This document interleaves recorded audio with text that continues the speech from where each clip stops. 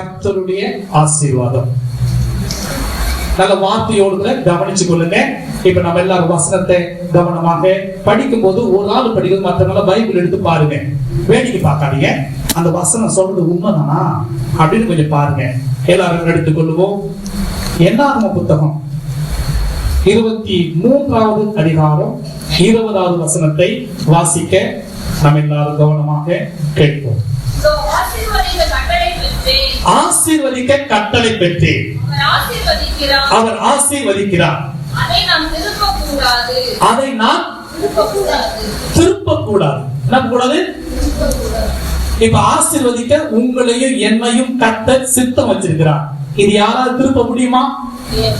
அல்லேலூயா சொல்லுங்க. அல்லேலூயா. பாஸ்டர் இன்னைக்கு வர சொல்லிட்டாங்க, கர்த்தரை ஆசீர்வதிக்கிற தேவனமாக. அல்லேலூயா. சங்கீத புத்தகத்துல வாசித்தோம் கடைசி பகுதி இல்லையா? 133ஆம் அதிகாரம் கடைசி வசனம்.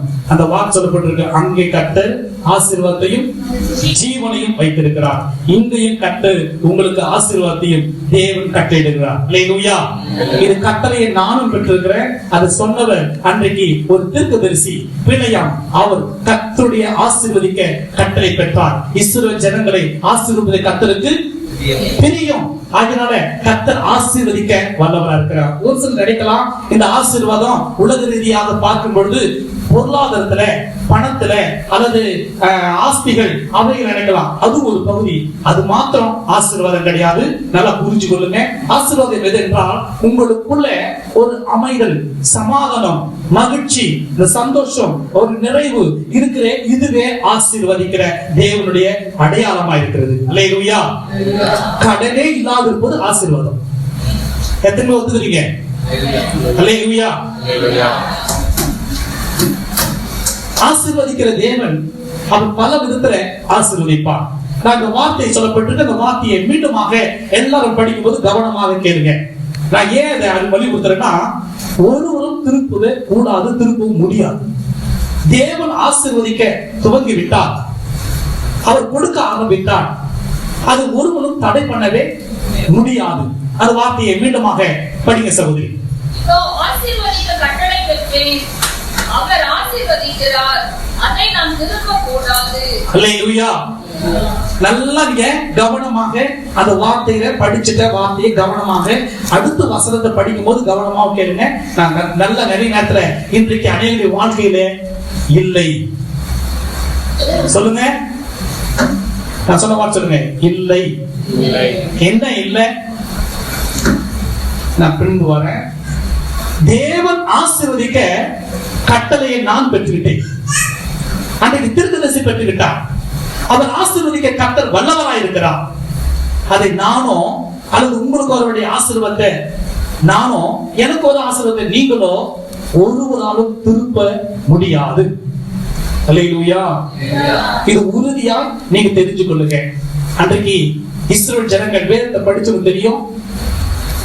ராஜா ஒருவர் இருக்கிறார், தீர்க்கதரிசி இருக்கிறார்கள், எதிரி ஜனங்கள் இருக்கிறார்கள், ஆண்டோடைய சொந்தமான ஜனங்கள் இருக்கிறார்கள். இவர்களுக்கு விரோதமாக ராஜா ஆள் அனுப்பி பணத்தை கொடுத்து பெரிய பெரிய ஆளா மதிச்சு அனுப்பி, நீ வந்து எனக்காக என் ஜனங்களை, உன் ஜனங்களை என்ன பண்ண வேண்டும்? சபிக்க வேண்டும் சொல்லி கூப்பிட்டு வரான். ஆனா கர்த்தர் கட்டளை கொடுத்துட்டா, நீ ஆசீர்வதிக்கிறோம் போ. ஆனா நான் சொல்ற மாதிரி என்ன பண்ணு? ஆசீர்வதி. இப்ப கட்டளை பெற்றுக்கிட்டா போறாரு. கர்த்தர் ஆசீர்வதிக்கிறவர். நான் அதை திரும்பவே முடியாது. ஒரு உறுதி, ஒரு ஆணித்தனம், ஒரு வைராக்கியத்தோடு அன்றைக்கு பிள்ளையாம் பெற்றுக்கிட்டு போகும்போது அந்த இஸ்ரவேல் ஜனங்கள் அவர்களுக்கு விரோதமாக இன்றைக்கு எப்படி சூழல் இருந்தோ அன்றைக்கும் இருந்தது. அந்த சூழல் மத்தியில ராஜா சொல்லுகிறார் சபி, ஆனா கர்த்தர் சொல்லுகிறார் ஆசீர்வதி. இந்த கட்டளையை பெற்றவன் பிழையான். இன்றைக்கும் உங்க வாழ்க்கையில, என் வாழ்க்கையில உங்களுக்கும் கட்டளைகள் உங்களிடத்தில் வருகிறது. ஆசீர்வதிக்கப்படுவதற்கு யார் ஆசீர்வதிக்கப்படுவார்கள்? இந்த நிபந்தனை வேண்டும். நிபந்தனை இல்லாம எல்லாருக்கும் ஆசீர்வாதத்தை கொடுத்துட மாட்டார். தேவன் பிள்ளைகளை கொடுக்கிறார். பிள்ளைகளை கொடுத்து தகப்பனே தன் பிள்ளைக்கு கையை வைத்து ஆசீர்வதிக்கும் போது மாற்றி கையை வைத்து ஆசீர்வதிக்கிறார். ஒருவன் யாக்கோபு, ஒருவன் ஏசா.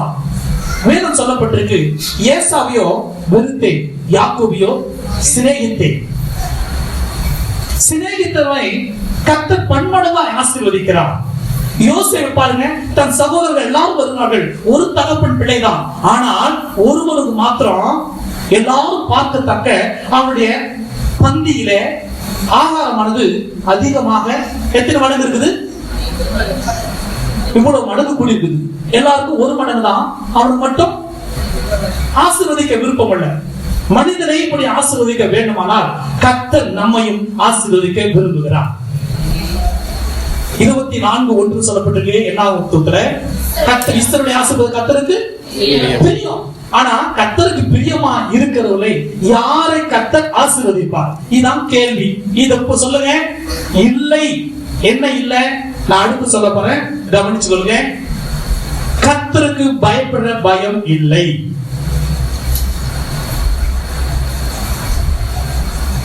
நல்லா புரிஞ்சுக்கொள்ளுங்க. ஏன் ஆசீர்வதித்த அந்த ஆசீர்வாதம் திருப்பப்படுகிறது?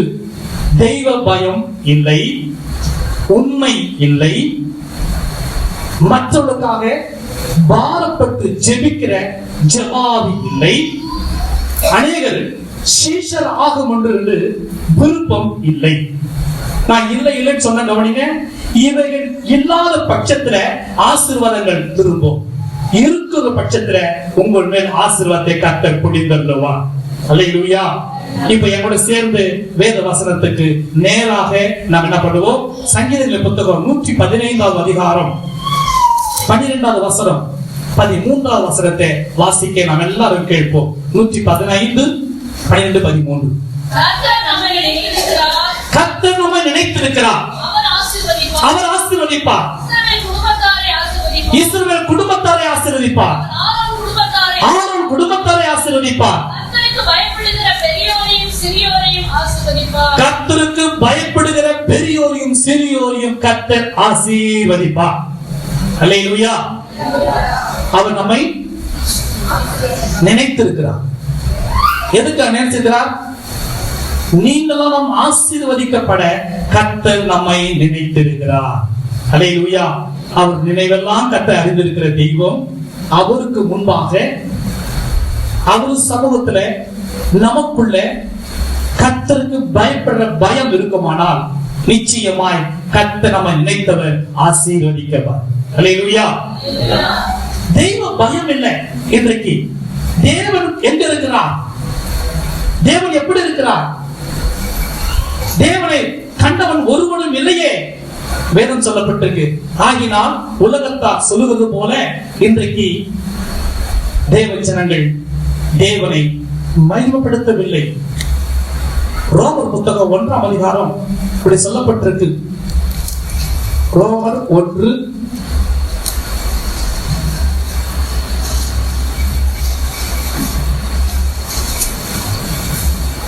21.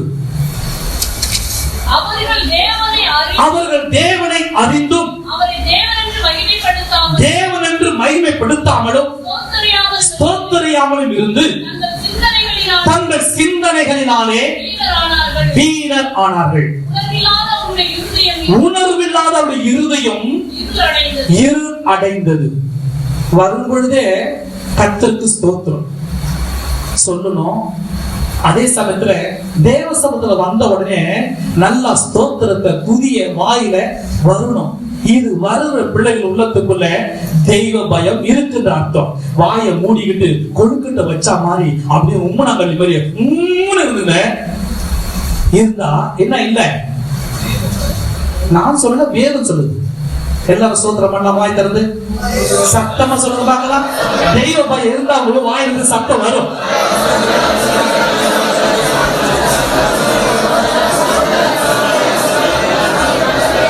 அல்லேலூயா. தெய்வ பயம் இல்லாவிட்டால் சத்தமே வராது.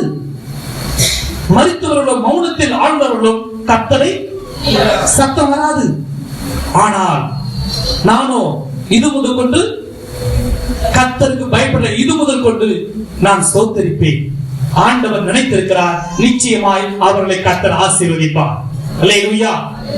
பயப்படுகிற கர்த்தருக்கு பயப்படுற. இன்னைக்கு மனுஷ பயம் இருக்குது, இருள கண்டா பயம் இருக்குது, பேய கண்டா பயம் இருக்குது. மனுஷனுக்கு உலகத்தா இருக்கு, பேயினாலே எல்லாம் நடக்குது. பேய பார்த்தா இப்ப ஆடுத்தோம் எவ்வளவு பேர் பயந்து ஓடுறாங்க. பேய்க்கு பயம் இருக்குது, மனுஷனுக்கு பயம் இருக்குது. ஆனா கர்த்தருக்கு பயப்படுற பயமோ, கர்த்தருக்கு பயந்து இருந்தா நம்முடைய சபையில எத்தனை மணிக்கு ஆராதனை அத்தனை மணிக்கு அங்க இருக்கும். தெய்வ பயம் இல்ல. தெய்வ பயம் இருந்தா ஐயோ எங்க சபையில் எத்தனை மணிக்கு ஆராதனை. இதுவே அரசாங்கத்துல ஒரு உத்தரவு போட்டிருக்கு எல்லாருக்கும். அதனாலதான் அந்த பயத்துக்கு ஒரு சிலர் வரல. ஏன்னா அரசாங்கம் என்ன பண்ணுவோம், அரெஸ்ட் பண்ணுவோம், சிறைச்சாலை வச்சிருவோம். பாட்டு பாடுவோம். என்ன பாட்டு பாடுவோம்? நான் வாழ்ந்தாலும் உம்மோடுதான், நான் மரித்தாலும் உம்மோடுதான். இது குரூப். தைரியம் உள்ளவங்க வாழ்ந்தாலும் இயேசுதான். ஒரு நாள் சாக போறோம், எப்போ சாக போறோம். என்னைக்கு நம்ம சொல்லிட்டு வருமா? அது கொரோனா மூலமா இருக்கட்டும், அது வேற எது மூலமா இருக்கட்டும். ஆனா இயேசுக்காக மரிக்க ஆயத்தமாகணும். நல்லா கவனிச்சு கொள்ளுங்க. தைரியம் உள்ளவர்கள் மனுஷனுக்கு, உலகத்துக்கு, பிசாசுக்கும் பயந்து நடுங்கி அநேகர் இன்றைக்கும் அவங்க தெய்வத்தை அநேகர் பிள்ளைகள் வணங்குறாங்க. அந்த தெய்வம் வணங்குறாங்க, அவங்கள தப்புன்னு சொல்ல வேண்டாம். அவங்க மார்க்கத்துல அவங்க வணங்குற தெய்வங்கள் அவங்களுக்கு உண்மையா இருக்கட்டும். ஆனா ஒரு நாள் உண்மை எதுன்னு விளங்கும், தெரியும். அல்லேலூயா. நான் அப்படிதான் இருந்தேன். நான் வணங்குற சாமி தான் பெருசு அப்படின்னு சொல்லிட்டு இருந்தேன். ஆனா ஒரு நாள் எனக்குள்ள கேள்வி, எவ்வளோ சாமி இருக்கு, இதுல எது உண்மை? என் கேள்வி அதான் ஃபர்ஸ்ட். இதுல எது உண்மை? அந்த கேள்விக்கு பதில் நான் கேட்கும் போது என்கிட்ட அந்த ஆவிய வருவோம் போவோம் பேசுறது கேட்கவும் எனக்கு இருந்தது. அப்ப நான் கேட்டேன், யார் உலகத்திலே ஒரே தெய்வம் தான், அந்த தெய்வம் எனக்கு தெரிஞ்சுன்னா அதுக்காக நான் என்ன பண்ணுவேன், வாழ்வேன், அர்ப்பணிப்புன்னு சொன்னேன். அப்போது என்கிட்ட அந்த ஆவி பேசி ஒரு வார்த்தை சொல்லி என்னை விட்டு விலகிடுச்சு. வல்லமுள்ள தேவன் இயேசு கிறிஸ்துவின் இருக்க போற நான் போறேன்னு என்னை விட்டு போயிடுச்சு. நான் சொல்லிட்டு இருந்தேன், குறி சொல்லிட்டு இருந்தேன். என்கிட்ட வந்து போகிற அந்த ஆவி சொன்ன வார்த்தை வல்லமுள்ள தேவன் இயேசு. அப்படின்னா நாம் மனைவி நம்பி இருக்கிறமே, அப்ப நம்ம நம்பிக்கை வேஸ்டா? இதுக்கு மேல ஒரு தெய்வம் இருக்குதா அப்படின்னு நான் மறுபடியுமாக அது சில காரியங்களா நடந்தது. அது மூலியமாகவும் நான் பைபிளை படிக்க ஆரம்பிக்க, எல்லாரையும் விசாரிக்க, அதுக்கப்புறம் இயேசுவை சேர்த்துக்கிட்டு தேவ சபத்துல வந்த என்னை போல எத்தனையோ பிள்ளைகள் இருப்பாங்க. அவர்களும் தேவனை அறிந்து தேவனை மகிமைப்படுத்தாத இருக்கிற கர்த்தருடைய பிள்ளைகள் சபையில் இருக்கார்கள். தெய்வ பயம் இல்லை. துதிக்கிற நேரத்துல ஸ்தோத்திரம் மனத்துல நல்லா வாயை திறந்து ஸ்தோத்திரம் பண்ண முடியல. காரணம் என்ன? தெய்வத்தை அறிந்தும் ஸ்தோத்தரியாமல் இருக்கிறார்கள், ஆராதிக்காமல் இருக்கிறார்கள், பாடாமல் இருக்கிறார்கள். ஏன்னா தெய்வ பயம் இருந்தா சில நோண்டுவாங்களா? தெய்வ பயம் இருந்தா பக்கத்துல பேசுவாங்களா? தெய்வ பயம் இருந்தா வேற காரியம் நடக்குமா? தெய்வ பயம் இல்லை. தெய்வ பயம் மட்டும் இருந்துச்சுன்னா அந்த நடுக்கமும் பயமும் உங்களை கவ்விக்கொள்ளும். அந்த பயத்தோடு கூட பைபிளை படிப்பீங்க, சோத்திர படிப்பீங்க, துதி செலுத்துவீங்க, ஆராதிப்பீங்க, நல்லா ஆங்கில பாஷை பேச முடியும். தெய்வ பயம் இல்லை. அதனால எங்க பார்க்கிறார் கர்த்தர்? பார்க்கிறாரா? நிச்சயம் பார்க்கிறார். அல்லேலூயா. கையை தட்டி சொல்லுங்க. நான் முன்பு சொன்னேன், தேவன் எப்படி இருக்கிறார், எங்க இருக்கிறார்? நிறைய காரியம் இருக்குது. அவர் வாக்கியா இருக்கிறார், ஆவியா இருக்கிறார். அவர் நம்ம எல்லா இடத்திலும் இங்க வியாபித்து இருக்கிறார். அவர் சர்வ வியாபி, எல்லா இடத்திலும் இருக்கிறார். அவர் வாக்கியா இருக்கிறார். ஆகினால இந்த தேவன் என்னென்றைக்கும் உள்ளும் சதா காலம் நம்முடைய தேவனா இருக்கிறார். அல்லேலூயா. கர்த்தருக்கு பயப்படுகிற பெரியோரையும் சிறியோரையும் நல்லா பண்ணீங்க. அப்படின்னா பெரியவங்க நீங்க பயந்து இருந்தீங்கன்னா உங்களை பார்த்து உங்க குடும்பத்துல சின்ன பிள்ளைங்க, சபையில் இருக்கிற பிள்ளைங்களும் சரி பயந்து கர்த்தருக்கு இருப்பாங்க. கர்த்தருக்கு பயப்பட எப்படி பண்ணுவாங்க? கர்த்தர் உயர்ந்த அடைக்கலத்தை கர்த்தர் உயர்த்துவார், உயர்ந்த அடைக்கலத்தை. கர்த்தருக்கு பயப்படாதவங்க இருக்கிற வண்ணமாகவே இருப்பாங்க. அவர் என்றும் 16 இருப்பாங்க. என்றும் 16 வயசு சொல்ல வரல, அந்த நிலையில அவங்க சொன்னாரு. ஆனா அப்படி கர்த்தர் விரும்பல.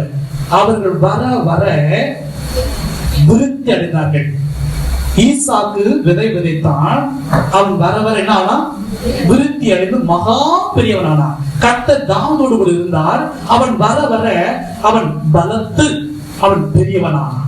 நாமும் வர வர விருத்தி அடையணும். எதற்கென்றால் நம்ம தேவன் ஆசீர்வதிக்க நினைத்திருக்கிறார். அல்லேலூயா, அல்லேலூயா. கர்த்தருக்கு பயப்படுகிற பெரியோரையும் சிறியோரையும் கர்த்தர் ஆசீர்வதிப்பார். நல்லா கவனிங்க. யோபு புத்தகம் 1ஆம் அதிகாரம் 10ஆம் வசனம், 1 10 வரை சொல்லப்பட்டிருக்கு. 1ஆம் வசனத்தையும் 10ஆம் வசனத்தை கொஞ்சம் வாசிக்கிறீங்க. தேசத்திலே யோபு என்று பெயர் கொண்ட ஒரு மனுஷன் இருந்தார்.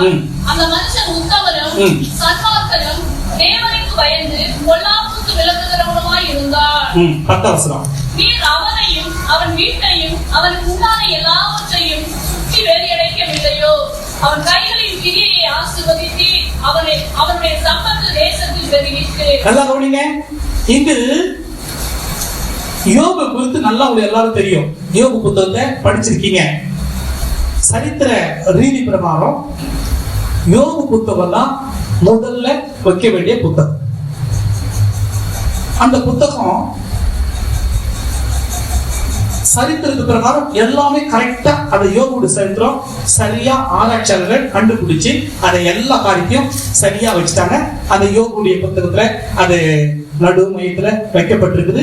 இது அட்டவணையில பார்க்கும்போது சரி, அது ஒரு சில நேரத்துல நம்ம எப்படி A to Z வரைக்கும் ஒரு சில கொண்டு வருவாங்களோ அதை போல வேத விஞ்ஞானிகள் அவர்களெல்லாம் பார்த்து இந்த புத்தகத்தை வைத்திருக்கிறார்கள். நல்லா கவனிச்சு கொள்ளுங்க.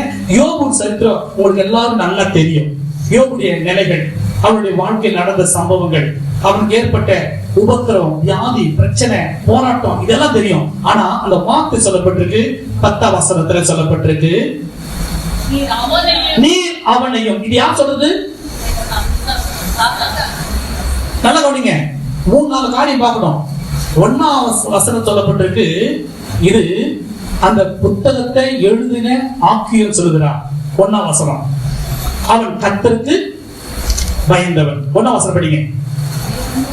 ஒரு மனுஷன் இருந்தான். ஒரு மனுஷன் பாருங்க, அங்க எழுதுறவங்க சொல்றாங்க ஆக்கியோன். ஒரு மனுஷன் இருந்தா போதும். இங்க யோபு மனுஷன் குறித்து ஒரு எழுதுறவங்க சொல்றாங்க. அங்க 8ஆம் வசனம் சொல்லப்பட்டிருக்குது. கர்த்தர் சாத்தானை நோக்கி, இப்ப கர்த்தர் சொல்றாரு யோபு குறித்து. இப்ப 10ஆம் வசனம் சாத்தான் சொல்றா, இப்போ நீர் அவனையும். யாரு குறித்து? யோபு குறித்து. நல்லா கவனிங்க. எழுதுகிற ஆக்கியோன் யோபு குறித்து சொல்கிறார். கர்த்தர் சொல்கிறார் யோபு குறித்து. சாத்தான் சொல்கிறான் யோபு குறித்து. என்ன? அவனையும் அவனுக்கு உண்டான எல்லாவற்றையும் வேலையடைக்க முடியும். அடுத்த வாசல் படிங்க அந்த வசனத்தை. அவன் கைகளின் கிரியை ஆசீர்வதித்து அவனுடைய சம்பத்து தேசத்தில் பெருகிற்று. நல்லா கவனிங்க. அவன் விருதாவா உம்மை சேவிக்கிறான். அவன் கர்த்தருக்கு பயந்தபடியால கர்த்தர் அவனையும் அவன் வீட்டுல உண்டான எல்லா பொருட்களையும் வேலையெடுத்து கர்த்தர் பாதுகாத்து அவன் சம்பத்தை தேவன் ஆசீர்வதித்தார். அல்லேலூயா. நம்ம எல்லாம் தண்ணியில கழுவுறோம். ஒரு சில பழமை சொல்லுவாங்க, அப்பனுக்கு வாழ் வந்தா அத்தனை படு குடிப்பாங்களாம். இன்னொன்னு ஒரு பழமை சொல்லுவாங்க, குடிக்க தண்ணீரா கொப்பளிக்க பன்னீரா. பன்னீர் தான் கொப்பளிக்க ஆய. ஒரு சிலது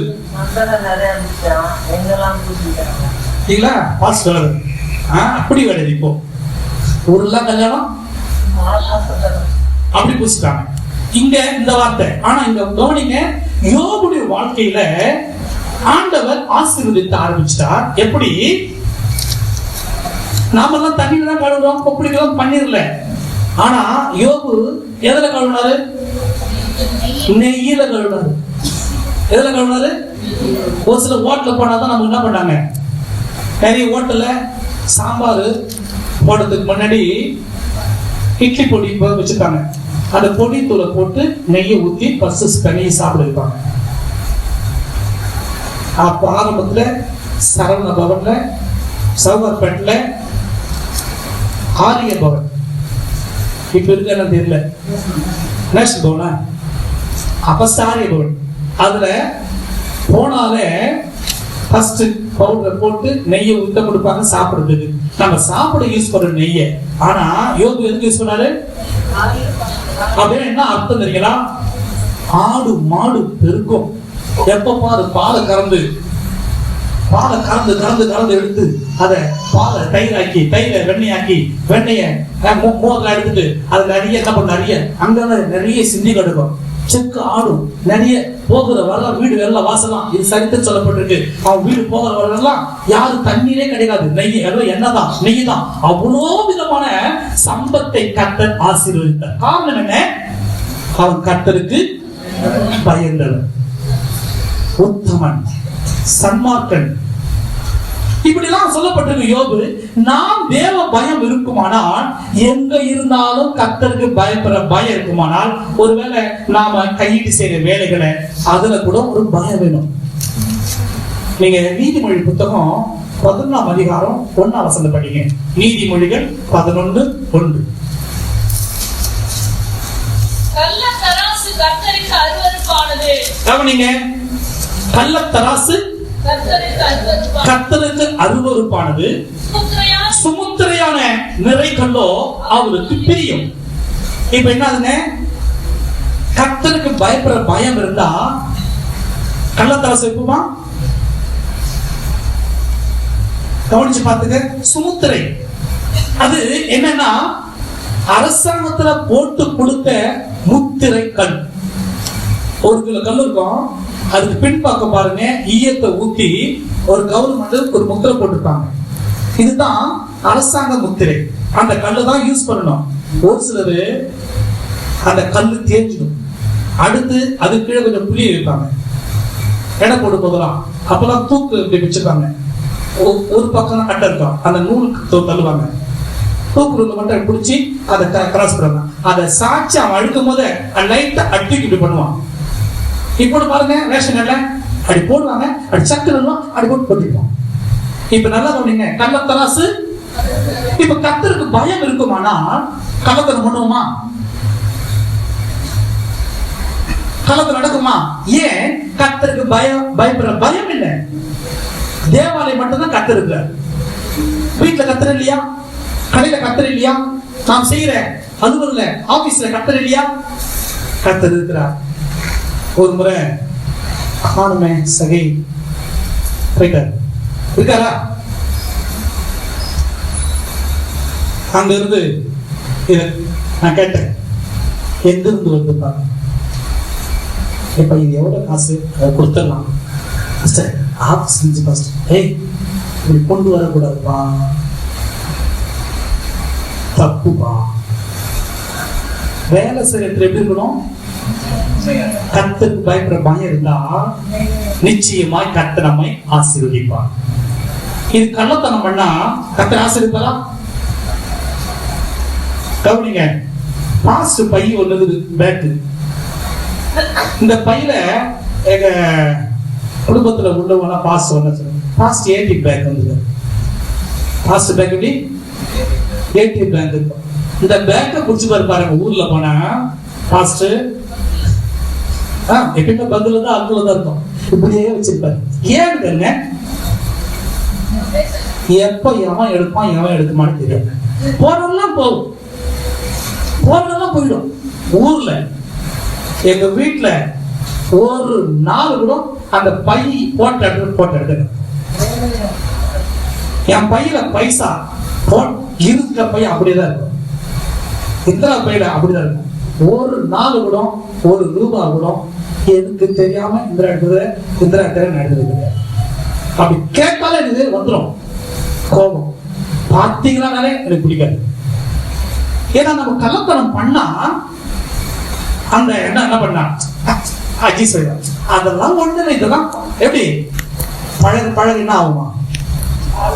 அந்த மாதிரி ஆயிடும். அதுல டீ குடிப்பாரு, எல்லாரும் டீ குடிப்போம், அவர் மட்டும் டீய கபம் குடிச்சுக்குவாரு. குடிச்சிட்டீங்களா? ஏன்னா கொஞ்சம் சூடு குடிச்சு காலையில எழுந்து சூடு குடிச்சு அவர் சூடு என்னாச்சு, ஆத்துல மறுத்து போயிடுச்சு. மறுத்து போனபடியால அவங்க என்ன தெரியல, சூடு தெரியாது, சீக்கிரம் குடிச்சுவார். இப்ப நம்முடைய கூட அநேகருக்கு கொஞ்சம் கொஞ்சமா கள்ளத்தனம் பண்ணி சின்ன சின்ன காரியங்களை சின்ன சின்ன பொய் பேசி சின்ன சின்ன தப்புகளை பண்ணி என்ன ஆயிடுச்சு நாளடைவுல தெரியல. அதனாலதான் கர்த்தருக்கு பயப்படுற பயம் இருந்தா நிச்சயமா எந்த இடத்திலும் எந்த சூழ்நிலையும் கையில பைசா இருக்கோம் பணத்துல, ஆனா ஒரு நாள் கூட நாங்க அந்த பையன் என்ன பண்ண மாட்டோம், எடுத்து குடும்பமா தவிர அதுல இருக்கிறத எப்பயாவது காணனாரு. நான் எனக்கு ஒரு உண்மையை சொல்றேன். ஒரு நாள் பாஸ் சொல்லிட்டா பாருங்க, யாரோ சொன்னாங்க, அதனால என்ன ரூம் போக மாட்டேன். சரியா இருக்கும்போது மட்டும் பேசலாம், என்ன பஸ் வேணும் அப்படின்னு கேட்டு வந்துடுவேன். நான் போறது காரணம் இதான், பத்திரத்தை காணும் அப்படின்னு நான் தான் எடுத்தேன் அப்படின்னு வார்த்தை வந்தது பாருங்க. கடைசி தேடி பார்த்தா அங்கேதான் இருந்துச்சு.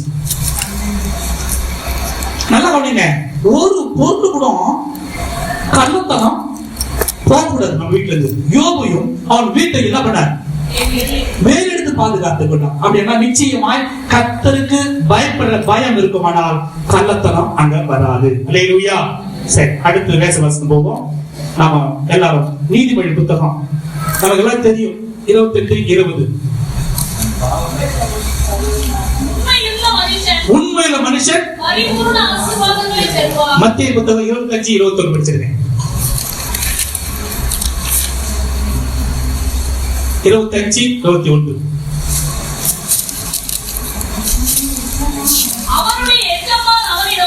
எஜமான் அவனை நோக்கி நல்லது, உண்மையும் உத்தமமுள்ள ஊழியக்காரனே, நல்லா கவனிங்க, கொஞ்சத்திலே உண்மையா இருந்தால் அதிகாரியை கர்த்தர் மாற்றும். அல்லேலூயா. நல்லா கவனிங்க, கர்த்தர் யாரை ஆசீர்வதிப்பார்? கர்த்தருக்கு பயப்படுகிற பயம் உள்ளவர்களை கர்த்தர் ஆசீர்வதிப்பார். இன்றைக்கு சபைக்குள்ள, குடும்பத்துக்குள்ள, நமக்குள்ள தனிப்பட்ட ரீதியில பயம் இல்லை, தெய்வ பயம் இல்லை. அடுத்தது உண்மை இல்லை. உண்மை உள்ளவருடைய கர்த்தர் பரிபூர்ண ஆசீர்வாதத்தை கர்த்தர் ஆசீர்வதிப்பார். கொஞ்சத்துல சின்ன சின்ன காரியத்துல நான் உண்மையா இருப்போமானால் நிச்சயமாய் கர்த்தர் நம்மை பல விதத்துல, அவன் என்ன சொல்லப்பட்டிருக்கு மத்திய 25:21, கொஞ்சத்துல உண்மையா இருந்தா. இந்த வார்த்தை தான் இன்னைக்கு அநேக ஊழியக்காரர்கள், அநேக பாஸ்டர்மார்கள், அநேக சபைகள் இந்த ஒரே ஒரு வார்த்தைக்காக தான் பல பாடுகள் பட்டுக் கொண்டிருக்கார்கள், பல வேதனைப்பட்டுக் கொண்டிருக்கார்கள், பல சூழல் இருக்கார்கள். இந்த ஒரு வார்த்தை கர்த்தர் சொல்லுவார்கள். என்ன தெரியுங்களா? எப்போது பார்த்து ஆண்டு வரும்போது அங்க போகும்போது ஆண்டு சொல்லுவார், பெரிய பாஸ்டர் இருக்கார், 1,00,000 விசுவாசியா இருக்கட்டும், ஒரு விசுவாசியா இருக்கட்டும், அவங்களை பார்த்து கர்த்தர் சொல்லுவார், உண்மையும் உத்தமமுள்ள ஊழியக்காரனே என்னை சந்தோஷத்துக்குள் பிரவேசி. உண்மையும் உத்தமமும் இல்லாவிட்டால் பிரவேசிக்க முடியுமா? சொல்லுங்க. இன்னைக்கு நம்முடைய வாழ்க்கையில கூட எதெல்லாம் உண்மை இருக்கணும் கவனிங்க.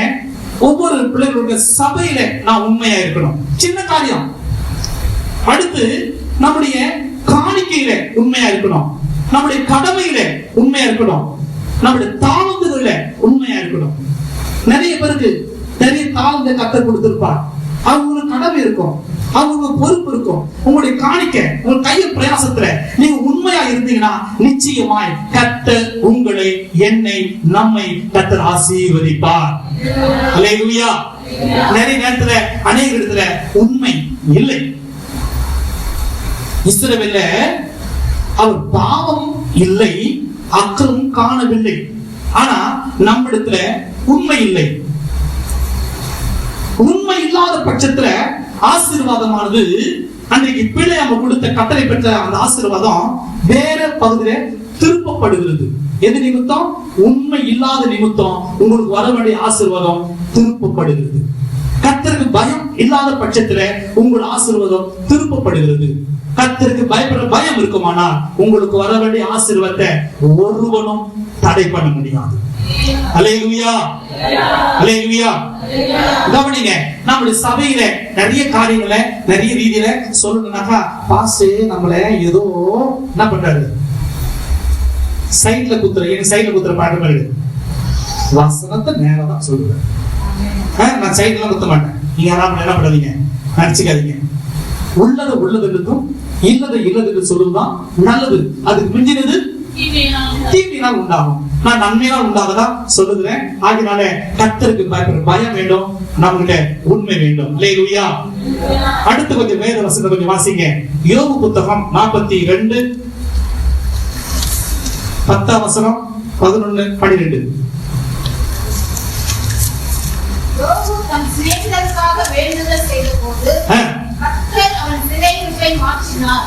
இப்போ கவனிங்க, யோபு தன்னுடைய வாழ்க்கையில அவன் சிநேகிதருக்காக ஜெபித்த போது அவனுடைய சிறையிருப்பை மாற்றினார். அல்லேலூயா. நல்லா கவனிச்சு கொள்ளுங்க. இன்றைக்கு நம்மிடத்துல மற்றவர்களுக்காக ஜெபிக்கக்கூடிய ஜெப பாரம் வேணும். மற்றவர்களுக்காக ஜெபிக்கணும். நீ மற்றவர்களுக்காக ஜெபிச்சு பாருங்க, உங்க சிறையிருப்பை கர்த்தர் மாற்றுவார். யோபு மற்றவர்களுக்காக பாரப்பட்டு ஜெபித்த. கர்த்தர் சொல்றார், நீ போய் என்ன பண்ணுவா, அவனுக்கு விரோதமா பேசிட்டாங்க, அவன் சகோதரலாம் நண்பர்லாம் பயங்கர பேசுறாங்க. ஆனா கர்த்தர் சொல்லிட்டீங்க, அவன்கிட்ட போங்க பலி சொல்ல உங்களுக்காக. ஏன்னா யோபுடைய வாழ்க்கையிலும் ஆசீர்வாதத்தை கொடுக்கணும். கர்த்தர் விரும்பிட்டார், உங்களை நினைச்சிருக்கிறார். நீங்களும் மற்றவர்களுக்காக பாரப்பட்டு ஜெபிச்சீங்கன்னா, எத்தனை பேர் எவ்வளவு பேர் பாரப்பட்டு ஜெபிக்கணும்னு கர்த்தர் தான் வெளிச்சம். ஆனா எங்களுக்கு என்னமா இல்லையா நீங்க பாரமா ஜெபிக்கிறீங்கன்னு சொல்லுங்க. அப்படி என்றால் உங்க ஜெபம் நாங்கள் கேட்கறது போல நீங்க கேட்கிற அவசியம் இல்லை. பாஸ்டர் கர்த்தர் கேட்டா போதும் அப்படி நினைச்சா நாங்க சபைக்கு தான் வேண்டாம். சபையை தேவையில்லையே. அப்படி நினைச்சா சபை தேவையில்லை, சபை இருக்கு. ஆக உங்க ஜெபங்கள் தேவ சமூகத்துல வந்து இந்த ஸ்தலத்தில் செய்யப்படும் ஜெபத்திற்கு உங்க ஆண்டவருடைய கண்கள் திறந்தவைகளும் அப்படி செவிகள் கவனிக்கிறவைகளுமா இருக்கிறது. அல்லேலூயா. நல்லா கவனிச்சு கொள்ளுங்க. மற்றவர்களுக்காக யோபு வேண்டிக் கொண்டான். கர்த்தர் அவனுடைய சிறையிருப்பை கர்த்தர் மாற்றினார். அல்லேலூயா. சங்கீத புத்தகம் 106 23 வசனத்தை படிங்க.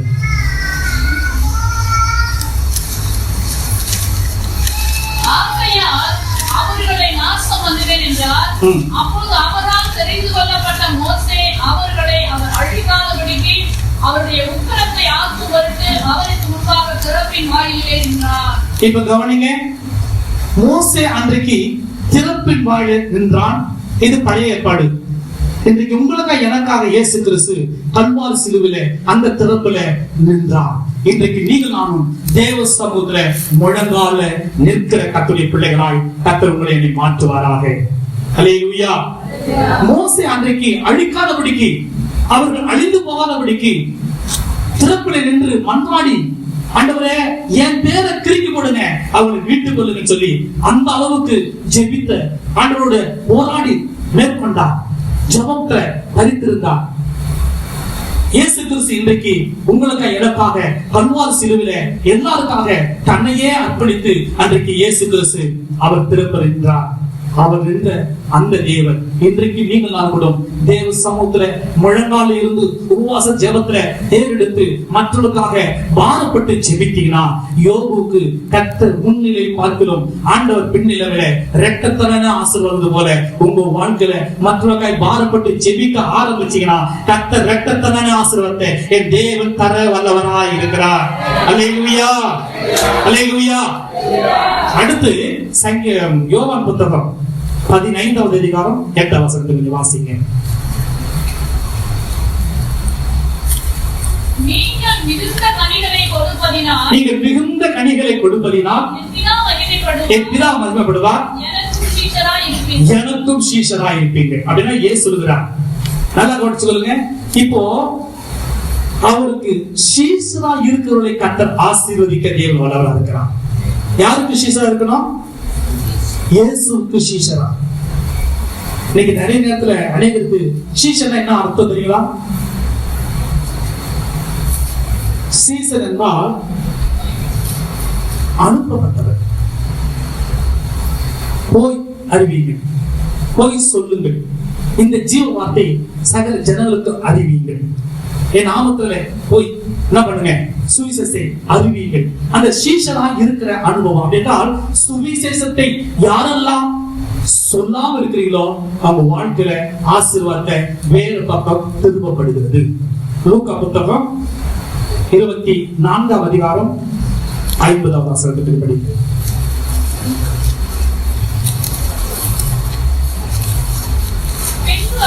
பெத்தானியா வரைக்கும் அவர்களை அழைத்து கொண்டு போய் தம்முடைய கைகளை உயர்த்தி அவர்களை ஆசீர்வதித்தார். யார் ஆசீர்வதிங்களா?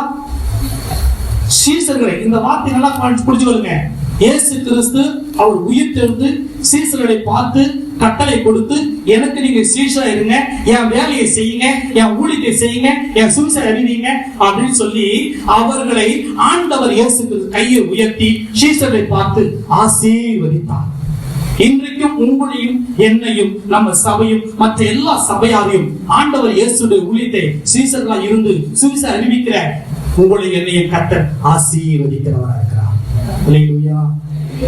சுவிசேஷம் இன்றைக்கு அறிவிக்க இல்லை, அறிவிக்க முடியல நினைக்காதீங்க. அறிவிக்க முடியாதா? நான் ஈஸியா சொல்றேன், மெத்தட் கேளுங்க. எவ்வளவு ஃப்ரெண்டுக்கு நீங்க வாட்ஸ்அப்ல குரூப்ல இருக்கீங்க, பேஸ்புக்ல, இன்ஸ்டாகிராம்ல, ட்விட்டர்ல நிறைய என்ன நினைப்பு இருக்கோ எல்லாமே என்ன பண்றீங்க? நீங்க அத பாக்குறீங்க.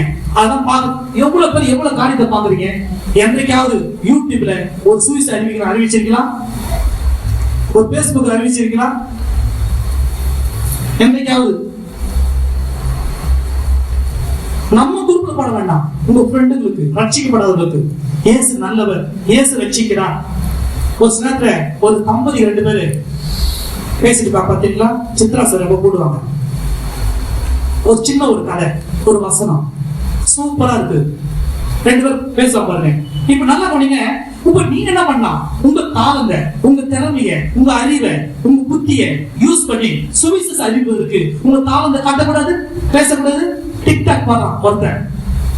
ஏய், கிராமர் தெரியுமா அவனுக்கு? கிராமர் என்ன? கிராமர் கிராமர்னா சின்ன சின்ன சென்டென்ஸ் போடுவாங்க. அதான் கிராமர். இத போட அறிவு இருந்தவங்க சுவிசேஷ அறிவிக்க அறிவு இல்லை. ஏன் பண்ண முடியாது? லாக்டவுன் சுவிசேஷம் என்ன பண்ணலாம்? செல்லுல என்ன பண்ணலாம்? யூடியூப்ல, பேஸ்புக்ல, இன்ஸ்டாகிராம் ஓபன் பண்ணாக்கா அதுல வருது பாருங்க, எல்லாம் வருது. ஆனா ஒரு பேர் அழுத்தாதான் அந்த பேர் அங்க மட்டும் அவங்க மட்டும் வரும், மற்றெல்லாம் ஓபன் பண்ணா. ஏன்னா அதுல ஒரு தம்பி சூப்பரா உம்மழகான கண்கள் என்னை கண்டது அப்படி பாட்டு பாடுறான். ஒரு சுவிசேஷ அறிவிக்கலாமே. எத்தனை செல் வச்சிருக்கீங்க? சுவிசேஷ அறிவிக்காதா உங்க வாழ்க்கையில ஆசீர்வாதம் இல்லை. சுவிசேஷ அறிவிக்கிறவர்களுக்கு நிச்சயமாய் கர்த்தர் கரத்தை உயர்த்தி இயேசு எப்படி ஆசீர்வதித்தாரோ நிச்சயமாய் உங்களையும் என்னையும் சபையும் கர்த்தர் ஆசீர்வதிப்பார். அல்லேலூயா, அல்லேலூயா. 24:47 படிங்க லூக்கா புத்தகம். அன்றியும் மனம் திரும்புதலும் பாவ மன்னிப்பும் எருசலேம் தொடங்கி சகல தேசத்தாருக்கும் அவருடைய நாமத்தினாலே இப்ப என்ன பண்ண வேண்டியது? ஏன் சொல்லுங்க? எருசலேம் தொடங்கி இன்றைக்கு நம்முடைய தேசத்துல கன்னியாகுமரி தொடங்கி காஷ்மீர் வரைக்கும் சுவிசேஷத்தை அறிவிச்சிட்டோமா? ஹலோ சொல்லுங்க. ஹலோ, நீங்க போயிட்டீங்களா? காஷ்மீர் வரைக்கும் போய் சொல்லிட்டீங்களா சுவிசேஷம்? நாம் இருக்கிற பட்டணத்தை சொல்லிட்டோமா? சென்னையில நாம் இருக்கிற பகுதியில எல்லாரும் சொல்லிட்டோமா? இதெல்லாம் கடமையை கர்த்தர் நம்மகிட்ட கேட்பார். சுவிசேஷத்தை அறிவிக்காது இருந்தால் எனக்கு எல்லாம் சொல்லுங்க சத்தமா.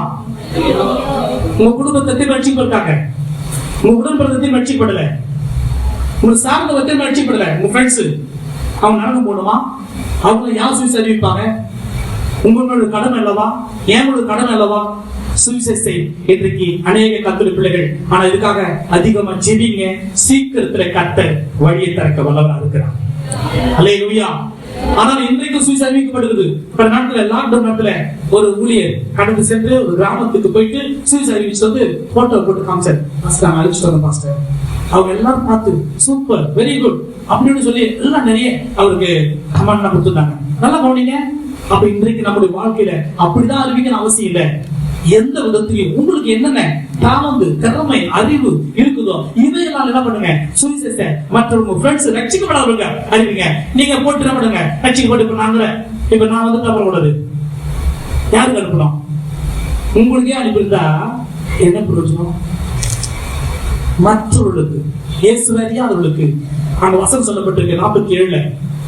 இயேசுவுக்கு தொடங்கி அப்ப நம்முடைய தேசத்தில் இருக்கிற எந்தெந்த பகுதியில் இருக்கிற ஜனங்கள் ரட்சிக்கப்படாதிருக்காங்க, நம்ம சார்ந்த நம்ம சொந்தங்கள். இன்றைக்கும் வளர்ச்சி நம்முடைய வாழ்க்கையில சபையில ஆசீர்வாதம் வேணும்னா கண்டிப்பா கர்த்தர் கொடுப்பார்.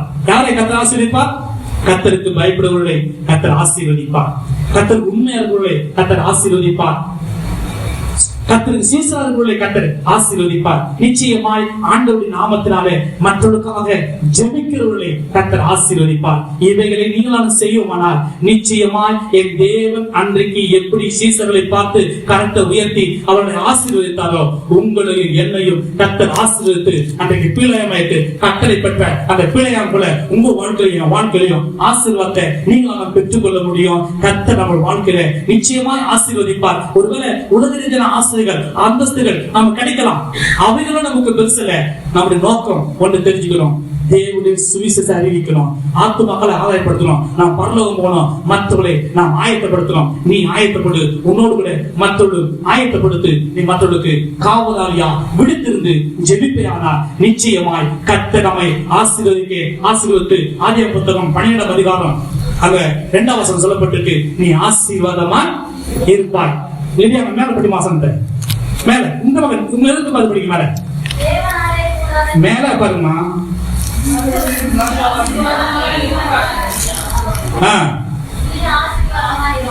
எப்படி இருப்பா சொல்லுங்க, எல்லாரும் சொல்லுங்க.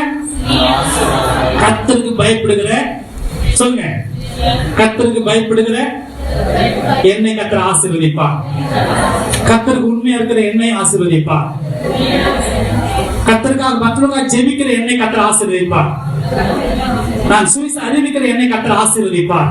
எல்லாரும் கண்களை மூடுவோம். கர்த்தருக்கு நம்ம எல்லாரும் ஸ்தோத்திரம் பண்ணி ஏசப்பா எங்களுக்கு கிருபை தாங்கன்னு சொல்லி ஒப்புக்கொண்டு ஸ்தோத்திரம் பண்ணுவோமா? ஹல்லேலூயா ஹல்லேலூயா. இன்று முதல் கர்த்தர் நம்மை ஆசீர்வதிக்கிற என் தேவன் வல்லவராய் இருக்கிறார். நிச்சயமாய் கர்த்தர் நம்மை ஆசீர்வதிப்பார். இன்று முதல் நான் உன்னை ஆசீர்வதிப்பேன், எல்லையில்லா நன்மைகளால் நிரப்பிடுவேன். இன்று முதல் நான் உன்னை ஆசீர்வதிப்பேன், எல்லையில்லா நன்மைகளால் நிரப்பிடுவேன். பெரிய இனமாக்கி ஆசீர்வதிப்பேன், உனது பெயரை நான் உயர்த்திடுவேன். பெரிய இனமாக்கி ஆசீர்வதிப்பேன், உனது பெயரை நான் உயர்த்திடுவேன். நீ வாழும் இந்த தேசம் உனக்கு தந்திடுவேன். நீ வாழும் இந்த தேசம் உனக்கு தந்திடுவேன், உனக்கு தந்திடுவேன். முதல் நான் உன்னை ஆசீர்வதிப்பேன், எல்லையில்லா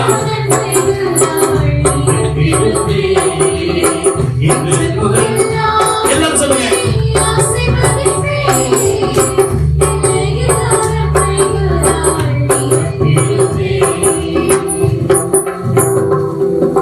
கர்த்தர் தாமே நம்மை ஸ்தோத்திரத்தோடு இருப்போம். அந்த நேரத்துல ஆண்டவர் தாமே நம்ம பாஸ்டர் மூலமாக ஜெபித்து நிச்சயமாய் கர்த்தர் ஆசீர்வதிக்கிறவராக இருக்கிறார்.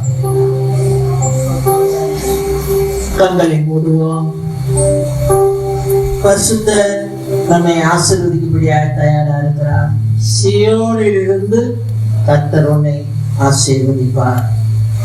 உன்னை ஆசீர்வதிக்கும்படியாக கர்த்தர் சித்தம் கொண்டிருக்கும் போது எந்த பிசாசின் கிரியையோ பில்லி சுனியங்களோ எந்த பேயாமோ யாரும் சரி நம்மை சாபத்துக்குள்ளாக்க முடியாது.